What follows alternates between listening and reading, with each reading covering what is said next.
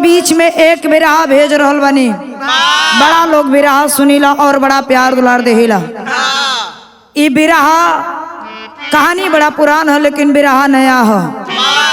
बड़ा बिरहा आप लोग सुन ले हुई हैं, लेकिन ये बिरहा कमरे शीर्षक सुहागन बनी अभागन।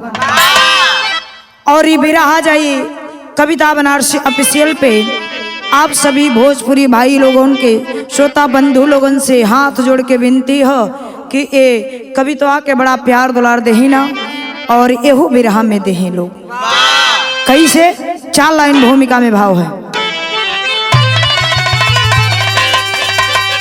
भले सैकड़ों खंड हो जाए धरती, गगन गिरी पड़े चाहे बन के दीवारी, भले चीर सागरी में लग जाए आगी, छोड़े हिमालय न अपनी जिम्मेदारी, उगे भानु पूरब से पश्चिम भले ही, मगर चांद तारा न नभ से हटेगा, जहां माई मई हरि की महिमा प्रबल है, उजड़े चमनी में सुमन फिर खिलेगा।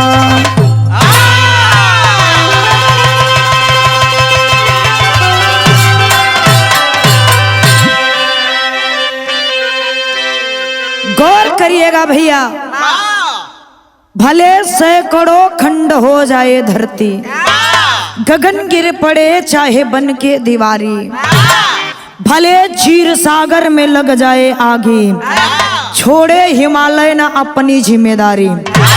जिम्मेदार आदमी इज्जतदार आदमी मर्द का मर्दानगी वही लौकेला जबकि मर्द वाला काम करे, चाहे मर्द हो या नर या नारी, लेकिन मर्दानगी पे अपने रहे के चाहिए, अपने पानी पर रहे के चाहिए। जौने मर्द के अंदर मर्दानगी ना तो के मर्द माने ना, नालायक कहल जाले। लेकिन बिरहा के अंदर बड़ी सुघर गीत है। कैसे गुरुदेव?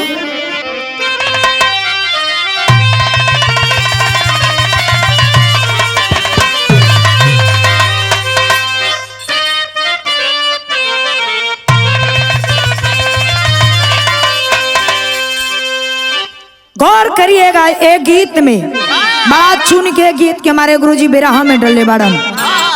इतना घमंड कैला अच्छी बात ना हो, जिंदगी हमार और आपको कुछ भी ना हो। कि जिंदगी में क्या रहा, जिंदगी में क्या रहा, एहसास मर जाने के बाद,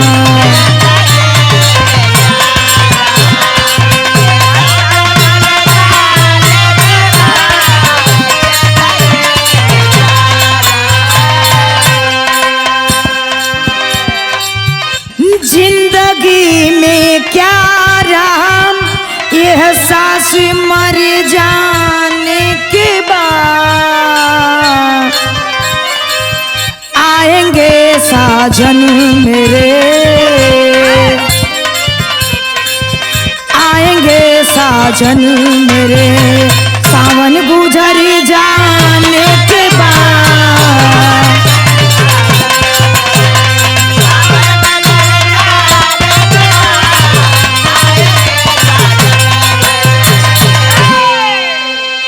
भैया। लेकिन गौर करिएगा, बड़ी सुघर कहानी भी जैसन गीत वैसे ही भाव हो। कैसे?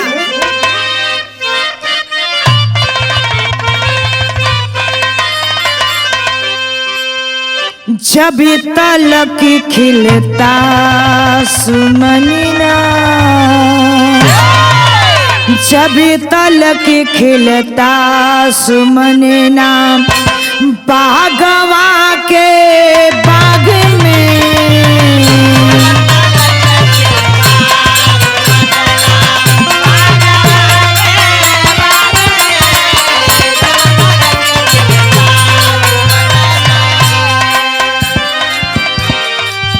जब तलक खिलता सुमनी नाम बागवा के बाग में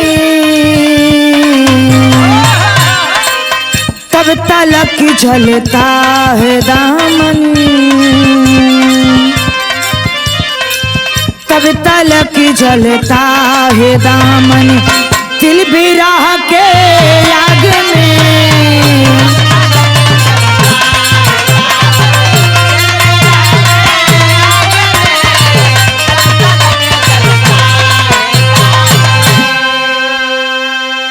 जब तक जिंदगी में बतावल जाला कि अपने दरवाजे पे लोग अपने दरवाजा को शोभा बढ़ावे बदे पेड़ पौधा लगावेलन बगिया लगावेलन अगर जवन बगिया बहुत ज्यादा अगर पत्ती हो जाले बहुत ज्यादा हरियर हो जाले वो जानलक न तो बढ़बे करी न बौरबे करी न फर होले। लेकिन गौर करिएगा वैसे ही एक औरत के जिंदगी भी होले। कैसे कहानी एमे से शुरुआत हो।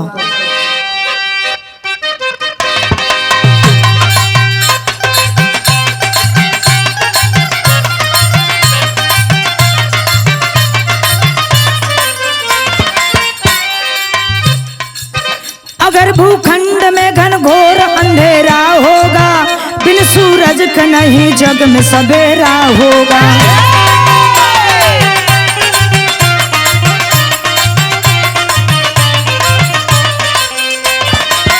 नगर सामंत के एक भूप चंद्र भान रहे रानी मीनाक्षी संग मान और सम्मान रहे।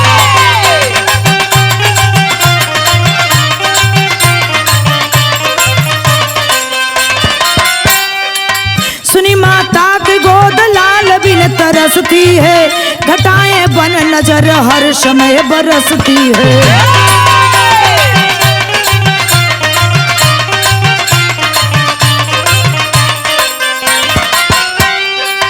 कर मैहर की पूजा शरण रोज जाती थी बड़े सतभाव से वो शीश को झुकाती थी।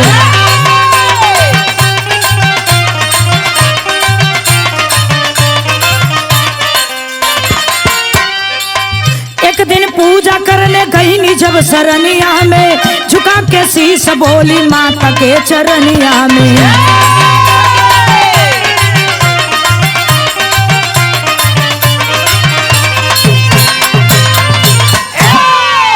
गौर करिएगा ए भैया लोग कहलन कि आदमी बदल गल समय बदल गई ना लेकिन ना तो आदमी बदलल बड़न और ना तो समय बदलल हो।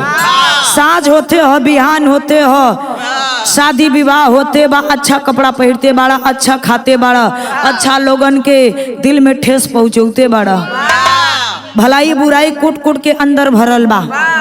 दूसरा के कहला से पहले अपने अंदर झांक के देखे कि हमार कैसन कर्तव्य होखेला।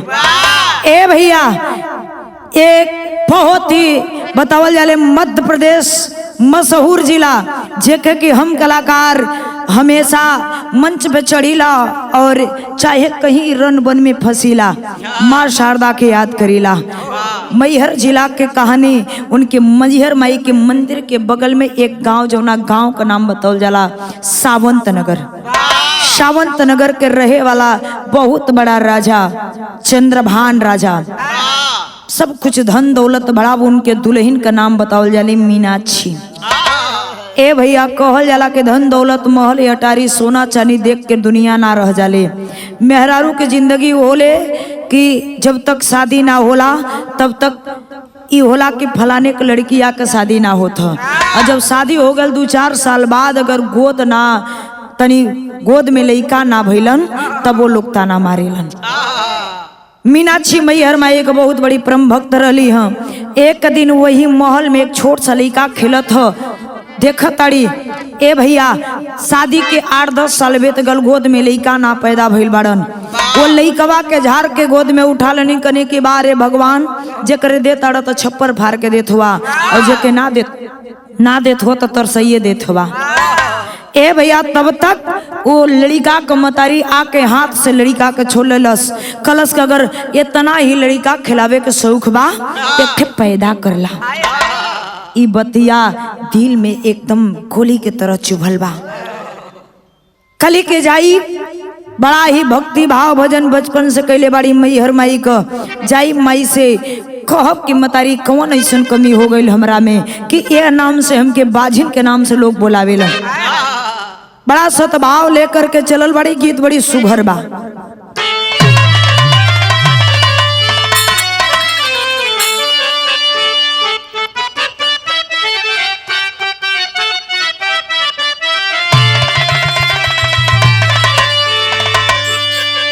सेज चढ़ती डरी लागे मोरी गोइया,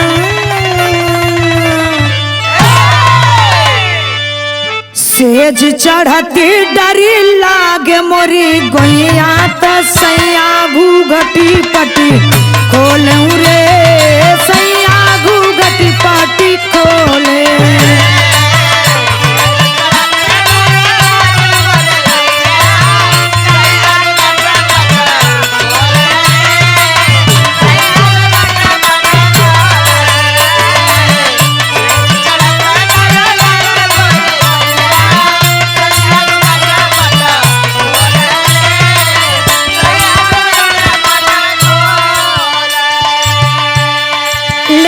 भैया में बड़ा तकलीफ हो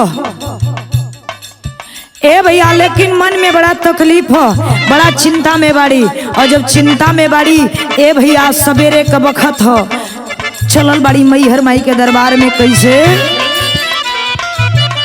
एक दिन मनवा में चिंता समाई,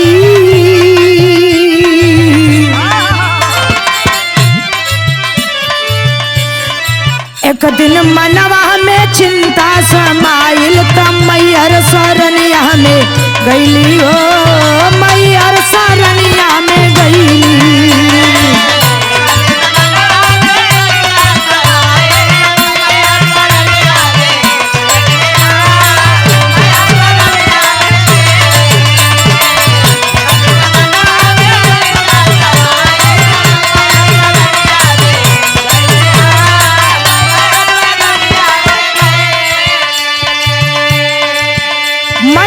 चिंता समाइल, हम मैहर माई के शरण में जाके बड़ा दुखित मन से उनकर पूजा कैली और घर के कली कि ये माई बचपन से तहार पूजा पाठ करत आवतड़ी, लेकिन ऐसन काहे भइल, आई नाम से काहे पुकारल गेली, हमरे भाव भक्ति भजन में कोनो कमी भइल। कहतड़ी कि मतारी हमरा पास सब कुछ बा। कैसे सुख शांति वैभव मिलल पवली सजनवा,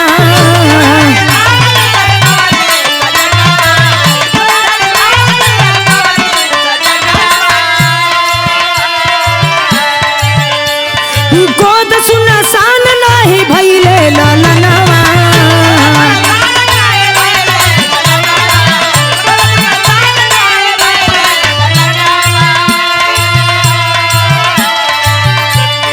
पतझड़ में दे दा बहार मोरी मैया,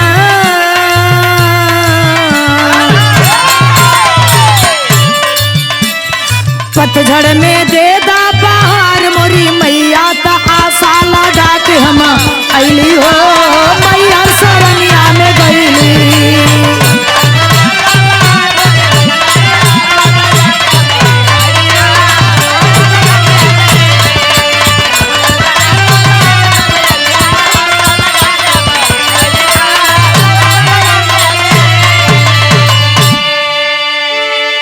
ए मतारी सुख शांति वैभव मिलल पवली सजनवा, गोद सुनसान नहीं भइले ललनवा।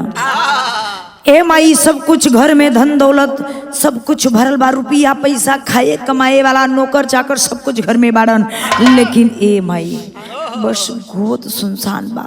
लोग बाझिन बाझिन कह के पुकारेलन। ए माई ऐसन हमरा से कौन गलती भाल, एक ठे हमरे गोदिया में खेले वाला खाए वाला रोवे वाला माई कहे वाला बोल दे तू, दे दे तू। मौसी मौसी कब तक दूसरा के चिल्लाई, कम से कम हमरों के माई कहे। मौसिया दूसरा के कह के कई दिन जिंदगी चलाई। लेकिन गौर करिएगा, अगर ना देबू ये मतारी चाह तनी तोरे धाम से, लेकिन एक बात सुन ला, तेरे कृपा से है मैया, तेरे कृपा से है मैया, अगर लाल गोद में पाऊंगी, शादी होगी फिर शीश काट लहू से तुझे नहलाऊंगी।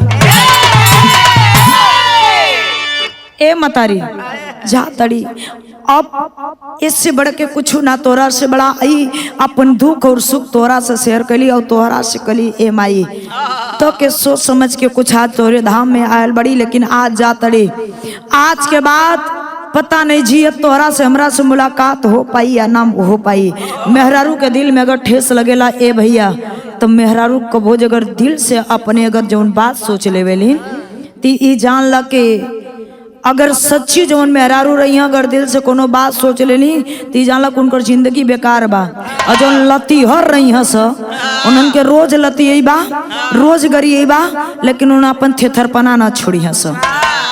लेकिन गौर करिएगा, बड़ा ही कैली कली के जा तड़ी मतारी, अगर 1-2 महीना में अगर कोनो खुशखबरी ना सुनाई तो हमार मुगल सुनबू तू ई जान लेबू कि मीनाक्षी इस दुनिया छोड़ के चल गई। ए बाबू कह के वहां से चलल बाड़ी, और जब ऊ अबला कह के वहां से चलनी तब भइल का,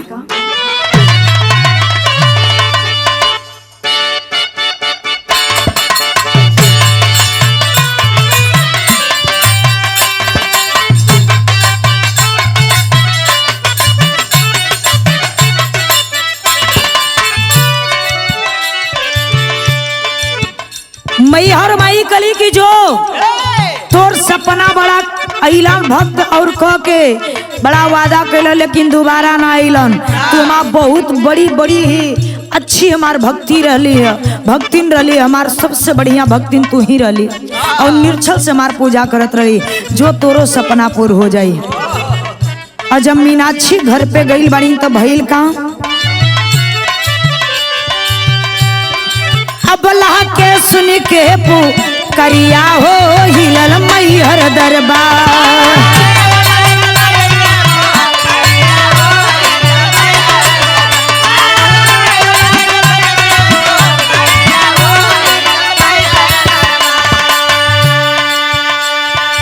ओ मीनाक्षी ओ अबला के पुकार सुन के मैहर माई के आसन डगमगा गई।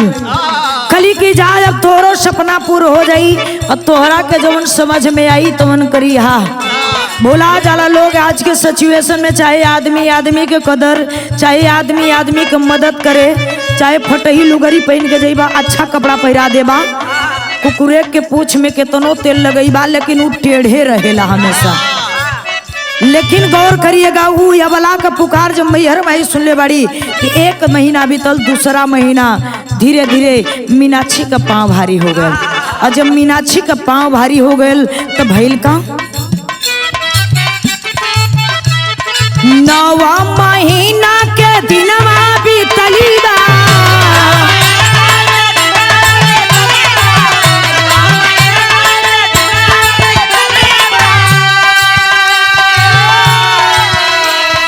गोदिया में सुघरा सुमनवा खिलली बा,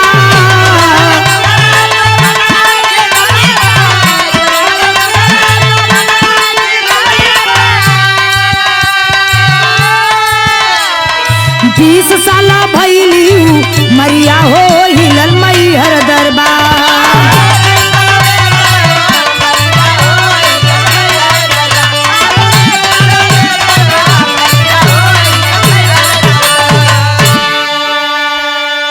ए भैया धीरे धीरे 9 महीना का दिन बीतल हो, और वो बतावल जाले जेकरा के बाझिन बाझिन कह के 8-10 साल लोग पुकरलन, आज बंजर खेत में दूब जमल बा, पाथर पे आज दूब जमल बा, लेकिन सरदार रहल, अच्छा नेक दिल रहल, सच्ची सोच रहल। मीनाक्षी के सुघर 9 महीना में एक सुघल लइका भयल है, और जब लइका भयल बा ए बाबू तो बड़ा चहल पहल मचल बा पूरा बखरी में, पूरी लोग मिल करके सोहर मंगल 4 गावतड़न, और सोहर मंगल 4 गावत लड़का का नामकरण कर गई सुहेल। लड़का का बड़ा प्यार से लोग नाम रखलन सुहेल। धीरे धीरे धीरे धीरे उम्र बीतल 20 वर्ष के जब भइलन तब बाबूजी सोच लेलन, चंद्रभान सोच लेलन कि लड़का अब शादी योग हो गल है। तो बाबूजी ऐसे ही बात चलावत चलावत अपने गांव के बगल में एक चंदा नाम लड़की से शादी तय कर दिलन। और जब शादी तय कैले बाड़न तो धीरे धीरे शादी वाला दिन आ गई। सुहेल के सर पे सेहरा सजत है। चलल बाड़न कैसे,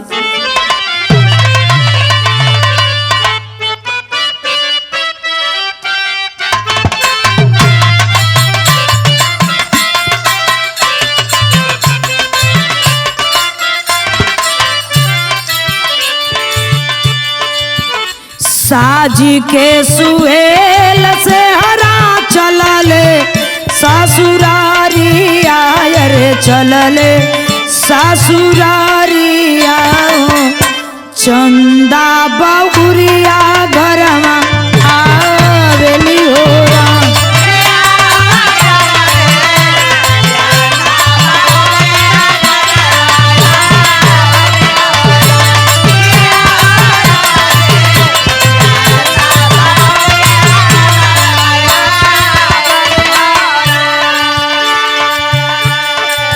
सुहेल के सर पे सेहरा सजल बा। सुहेल ससुरारी अपने बारात लेकर के जात हुआ।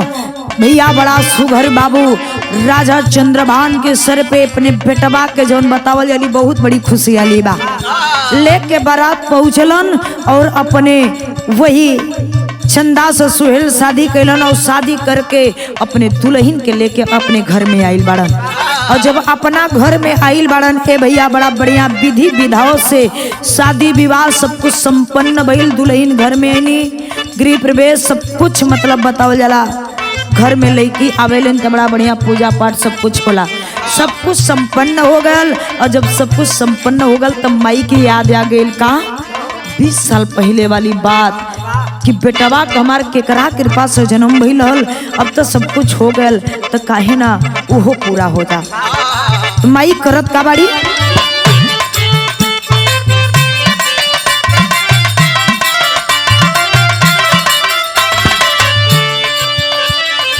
माई अपने लाल के पजरवा बोलवली।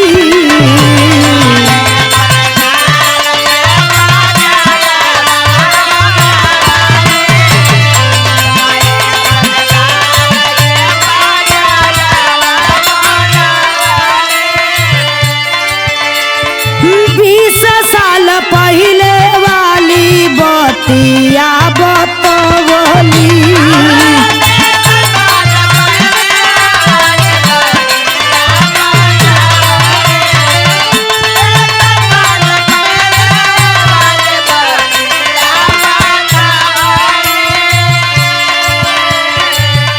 माई के कृपा से लाला भइले तोर जन्म रे भइले तोर जन्म हो। माई के मनवती दा पुराइन हो।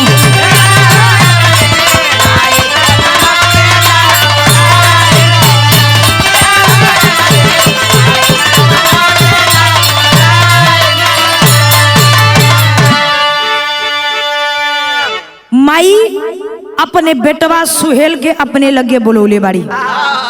जब बोलौली कली की बेटवा हाँ माई बोला कल की ए बेटा हम तोरा से सब कुछ बतौली बड़ा संभाल के तोहके 20 साल रखली। लेकिन ए बेटवा सब कुछ बतौले बड़ी लेकिन एक चीज तोहरा से शेयर ना कैली। कौन बात माई? कल के ए बेटा हमार शादी के 8-10 साल हो गल रहल। गोद में एक कहू जन्म ना ले रहा। जौना राह पे जाई लोग यह कहें कि बजनिया आगे पड़ गई, आज काम सुफल ए बेटवा आके ही मैहर माई दरबार में जाके मनौती मल्ली कि हमरे गल लइका हो जाई। तो लइका जब 20 वर्ष को हुई ओकर शादी करब। शादी करके लेके बहू के घर में आई और अपने बेटवा का गर्दन काट के ओकरे लहू से तोहरे मूर्ति के तोहरे चेहरा के धो दी। ए बेटवा सब कुछ हो गई बा, बस उहे मनौती आप पूरा कर दा।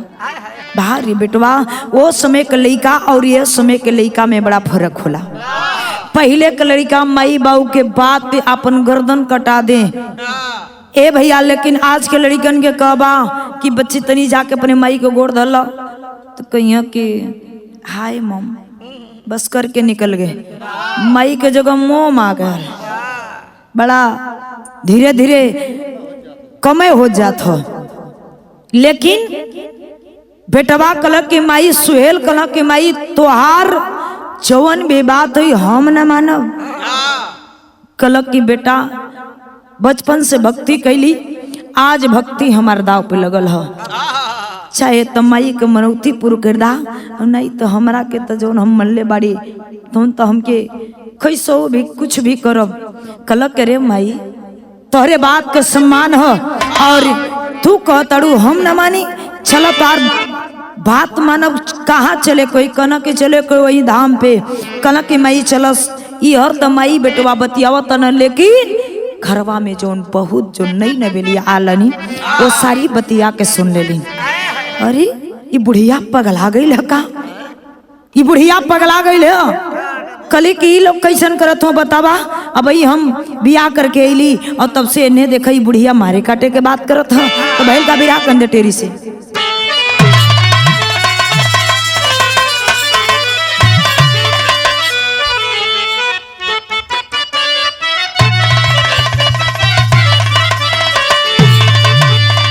सनेहिया वाली डोरी तोड़ के, अरे सनेहिया वाली डोरी हो, सनेहिया वाली डोरी तोड़ के लेके लाल के मैया चली धाम की ओरी ओरी ओरी ओरी ओरी।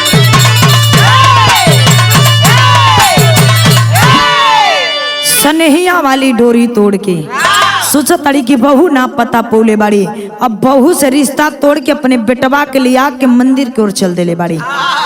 ए भैया जाके वही मंदिर पे पांव पड़ल बानी, कनी बेटवा तनी पांव पड़ला, तब भैल का आगे देखिए आप लोग।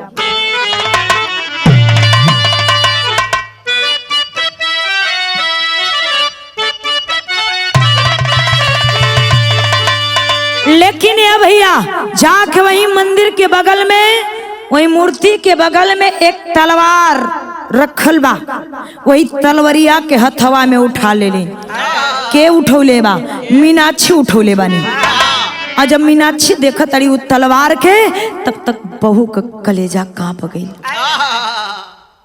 जब कलेजा कांप गई ए भैया आके अपने सास का पांव पकड़ के बात कर ले बाड़ी का,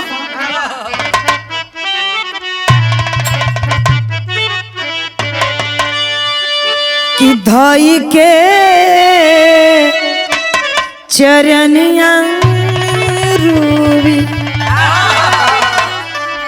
अरे धई के चरनिया रोवे, अरे गवन कई बाउरिया हो राम।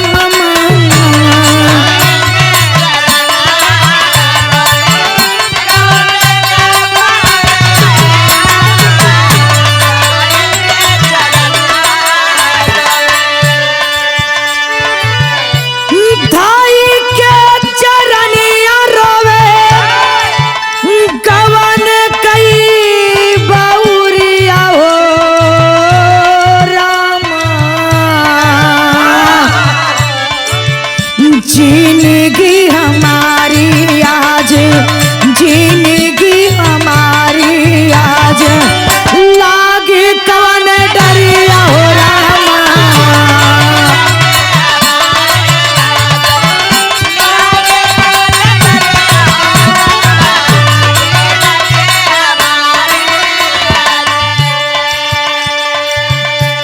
ए बाबू उझा के बहू अपने सास मीनाक्षी के पांव पकड़ के चंदा रोवत ताड़ी।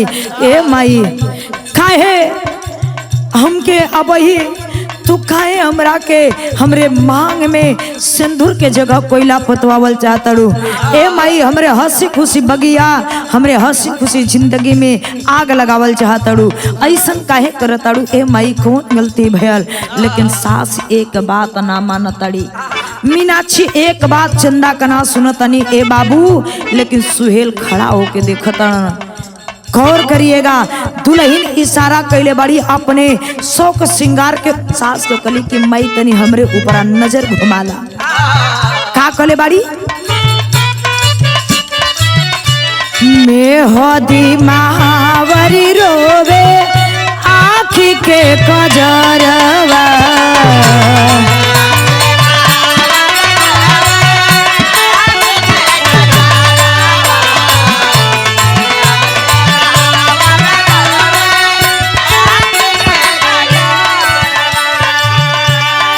कोरी रे चुनरिया रोवे सेंदूराली नारवा हो सेंदूराली नारवा।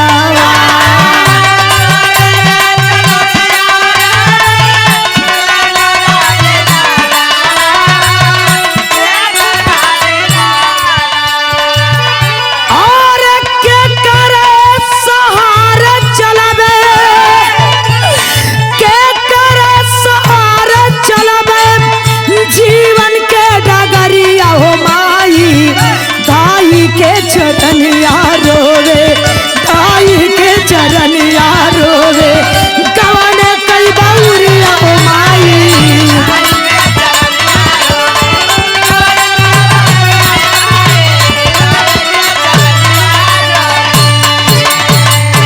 हे माई बेहदी महावर रोवे आँखी के कजरवा, कोरी रे चुनरिया रोवे सिंधुरा लीलरवा। ए माई ईश्वर हो सिंगार नैहर का सजावल हमारे पति का दिहल मांग में सिंदूर सजल बा। ए माई जिनकी मार बिरान हो जाई लोग बड़ा ताना मरिया। ए माई औते आवत अपना पति के खा गई अभागिन बा। हे माई ऐसन मत करा। तू देखे मार मई है न बाड़ू अपन नैहर छोड़ के अली अपन माई छोड़ के अली तो तोहरा के माई के रूप में पौली, अपन बाप छोड़ के अली तो ससुर के रूप में बाबूजी पौली, भाई छोड़ के अली तो देवर के रूप में भाई पौली बाड़ी। ये माई पूरा परिवार पौले बाड़ी। ये माई ऐसन मत करा। लेकिन सास एक बात ना मन ले बाड़ी। और जब ना मन ले बाड़ी ए भैया तब तक एक चमत्कार भइल बा। भइल का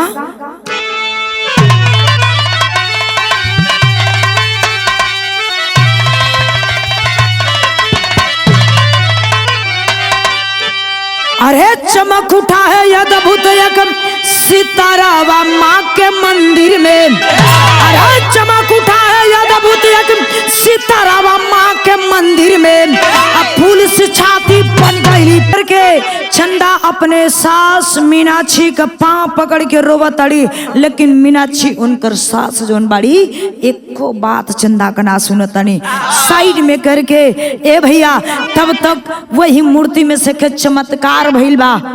और जब चमत्कार एकदम अद्भुत होखे लगल वही जैसे लगल कि मूर्तियां हिलत हिय। मीनाक्षी उठा ली तलवार और उठा के तैयार हो गई। वही माई जोन 20 साल अपने लड़का के संभाल के रखली आज वही के मतारी के आंख में आंसू नाबा। उहे छाती आज जोन छाती फूल कर रहल आज पत्थर के बन गई बा। अपने बेटवा के कह तड़ी इशारा कर तड़ी का अरे जय बोल मई हर माई के अब खंजर दी चलाई हो अपने ही हाथे दिहली करदनिया लगाई हो। अरे लहू से धोवे लगली तब चेहरावा माँ के मंदिर में। अरे लहू से धोवे लगली तब चेहरावा माँ के मंदिर में। और रोवे दुल्हन के सोलहो सिंगारवा माँ के मंदिर में। ए बाबू अपने बेटवा के गली करे बेटा जयकारा लगा ले। जय बोल मई हर माई के खंजर दी चलाई वही तलवार हाथ में लेकर के अपने पेटवा के गर्दन पे चला देली। अच्छा गर्दन पे चलौले बाड़ी ए बाबू, सर अलग धर अलग हो गई, सरकट के नीचे गिर गल, हर हर हर हर खून बहता, पूरा धर खड़ा के खड़ा बा। बाहर मैहर माई के कृपा। सच्ची बात हो कि रोवत रोवत कोनो भक्त जाला तो हंसता वाला। गौर करिएगा ए भैया, गर्दन अलग अलग हो गई, लहू लहान जब हर हर हर हर लहू बहे लगल, वही लहू के रोप के मूर्ति उ चेहरा के धोवे लगल मैहर माई के। अब वो हर चंदा दुल्हन खड़ी होके एकदम पागल की तरफ वीरान जिंदगी समझे में नावत करी त करी का। पूरा श्रृंगार के ओर देखो तो एकदम पूरी दुनिया अंधेरा अंधेरा लगत हो। उ स्थिति चंदा का काबा तनी आप लोग अपना गौर करी।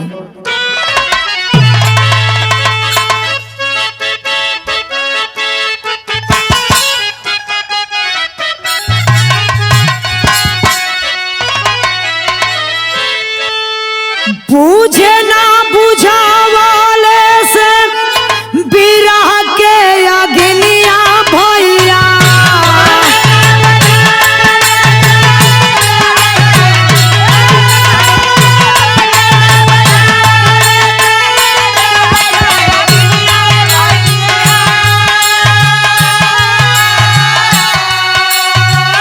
चाहे रे सबनवा मिल के बरस हो हजार,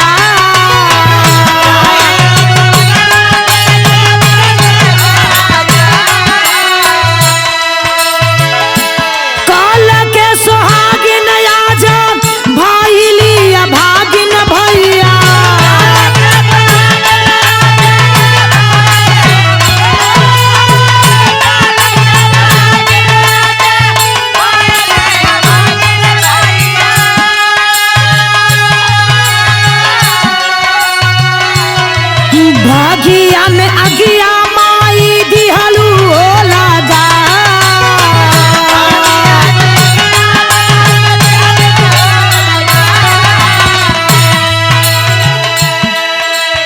ए भैया कहल जाला कि बिरहिन के आग बिना पति के बुझे वाला ना हो। तू जो बिरहिन होलिन, चाहे सावन के बरसात होके चाहे गंगा के धार होके, जोन आंसू जोन बतावल जाले उ आंसू जोन बिरह के निकले ले तो बिना पति के बुझे वाला ना हो। कली कलिए सुहागिन बल्ली आज अभागन हो गईली, हमसे बड़ा के बदनसीब होके, ऐसे बढ़िया के मर जैती, हम खत्म हो जैती, पति के साथ हमर सथी हो जैती, हमार नाव निशान पटा जात। लेकिन समझे में ना आवत तो भइल का।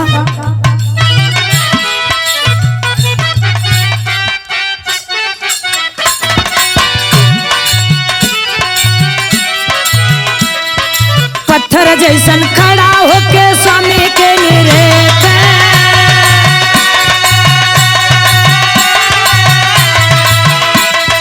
पत्थर जैसन खड़ा होके स्वामी के निरेत,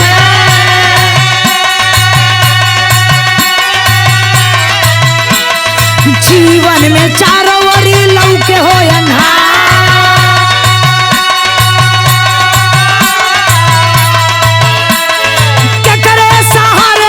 जीवन के डगरिया,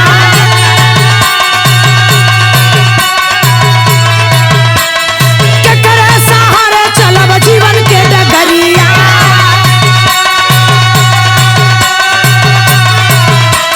लिहली कटरिया अपने हाथवा हो उठा,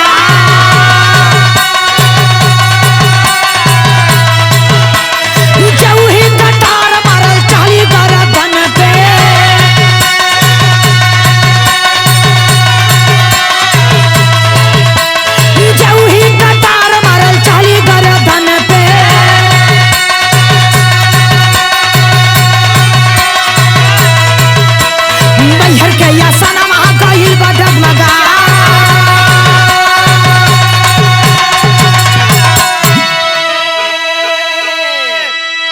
ए भैया खड़ा होके देखो तड़ी कि स्वामी का पूरा धर खड़ा का खोड़ेबा, सरकट के नीचे गिर गई, खून बहुत अपरंपार, जिंदगी में चारों ओरी अंधेरा अंधेरा लौकता, समझे में नहीं आवत कि क्यों चली कहाँ जाई। कली की बड़ा तो के खून का प्यासल बाड़ू ना। अरे ई मनई सोचेला कि अगर मन में अगर कोनो तकलीफ रहला तो देवथानी पे जाके भले पत्थरा का मूर्ति बाड़ू, लेकिन ई होला कि शक्ति बा, लेकिन तोरी में शक्ति ना हो। तू तो स्वयं खून पिए वाला बाड़ू, तू स्वयं खड़ी होके खून पियत हो, हमरे जिंदगी में हमार जिंदगी उजाड़ देलू। अब ही तू पति के खून से ना या घाल बाड़ू ना। गौर करिएगा, जाके वही मूर्ति में माथा पटकले बाड़ी, और जब माथा पटक के वही जौने तलवरिया से पति के गर्दन जौना खंजर से कटल रहे, उहे तलवार उठा के कली की अबे पति के खून से ना आघायल बाड़ू ना, हमरो लेला आज पति के साथ सती हो जाई। जो ही कटार चलावल चली, अपने गर्दन पे मैहर माई के आसन डगमगाइल बा प्रगट भइली। और जब प्रगट भइली कली की बिटिया बोल तोरा के का चाही, तोरे भक्ति से पसंद बानी। कली की माई पसंद रहबे न करबू, जमा पूरा दुनिया उजाड़ देलू, जिंदगी वीरान कर देलू, तब तक तू पसंद रहबे न करबू। अरे बेटा ना, ये तोरे सास को परीक्षा रहल। कली की मांग लजवन मांगे के हो ना, तो दोबारा चांस ना आई। कली माई अगर देहल चाहतड़ू ना तो सब कुछ देले बाड़ू, कोनो चीज के कमी ना हो। देहल ही चाहतड़ू तो हमरे मांग का सिंदूर हमरे पति के वापस कर दा, और हमके कुछ ना चाहिए। ए माई अगर ये चेहरा लेके ई शरीर लेके गांव में जाई, कुल मेहरारू कहिया कि सबसे बड़ी कुलच्छनी, सबसे बड़ी अभागन ही है। औते आवत अपना मरद का जिंदगी खा गई। तो माई ई है हमार मांगन, ई है पूरा कर दे तू। कली की बिटिया तोहार मांगन पूरा हो जाई। हम मुड़िया उठा के लगा द धर में, लगौले बाड़ी जब बाबू सर उठा के धर में, तो वहाँ पहले के तरह हो गई, कुछ भी वहाँ ना जैसे कि पहले रहनी वैसे एकदम जीवित एकदम चले लगलन, सुहेल चले लगलन। अब पिछली बात सब कुछ भुला गई ना। तब हिल का आखिरी लाइन,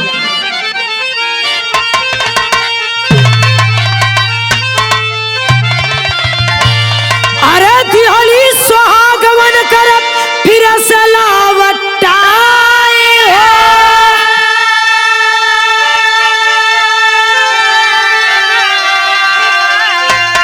अरे दिहली सुहागवन कर फिर सलावटाई हो। गाथा पुरानी नहीं, अरे गाथा पुरानी नहीं, गहवाले गवाई हो। गाथा पुरानी नहीं,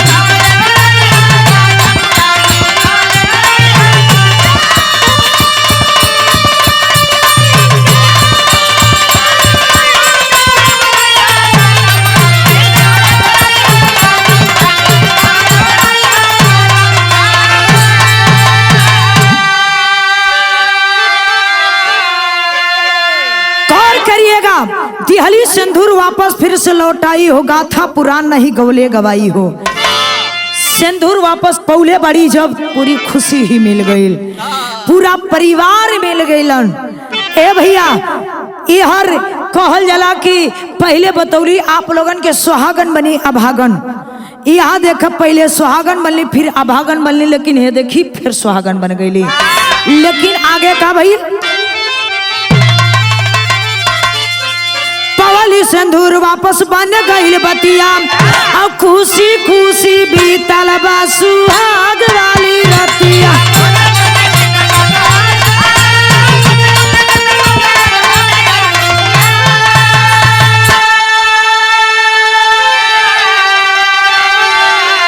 अरे सारा कलेश दिल से दिहाली वो राई,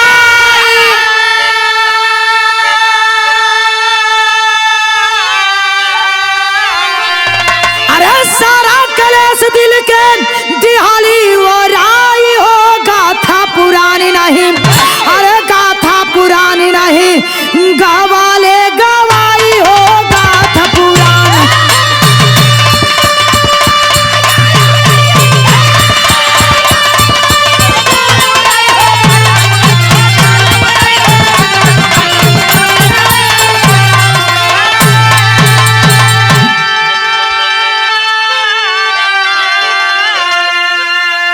बतावल जाले कि सृष्टि के रचना बेगर दू के नैया चले वाला ना हा। ए भैया पौली सिंदूर वापस बन गईल बतिया, खुशी खुशी बीतल बा सुहाग वाली रतिया, बेगर दू के नैया चले वाला ना हा। दोनों प्राणी अपन सास अइलन अपने घर पे और अपने काम धंधा में लीन हो गईलन, लेकिन बिगड़ परिवार बन गई। लेकिन वो दो प्राणी के नाम से आज एक निशान कायम है। का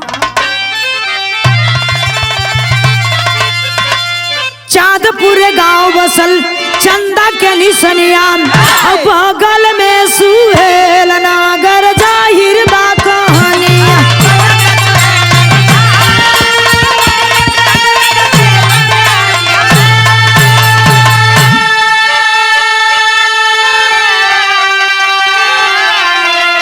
अरे भगती के रोशन ही सबके भेटा,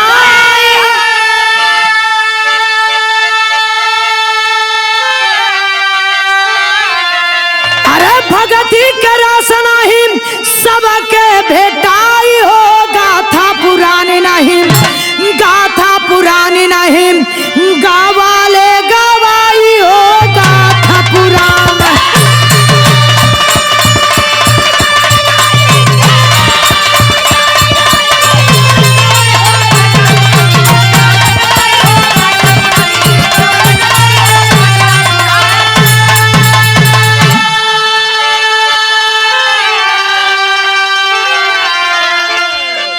वही दो प्राणी के नाम से चंदा के नाम से चांदपुर बसल और सुहेल के नाम से बगल में सुहेल नगर पड़ल। भक्ति के रस नहीं सबके भेटाई हो, गाथा पुराण नहीं गौले गवाई हो। भक्ति भाव भजन सबके मन में ना रमेले, जकरा मन में रमेले तो जल्दी छूटे लेना। यही हमरे विराह का शीर्षक रहल। आखिरी लाइन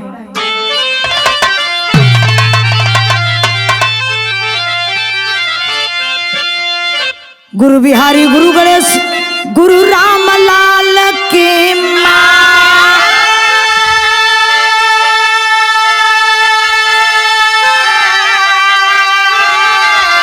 स्वर्ग बसे चंद्र का कभी, कहीं धूप कहीं छाया।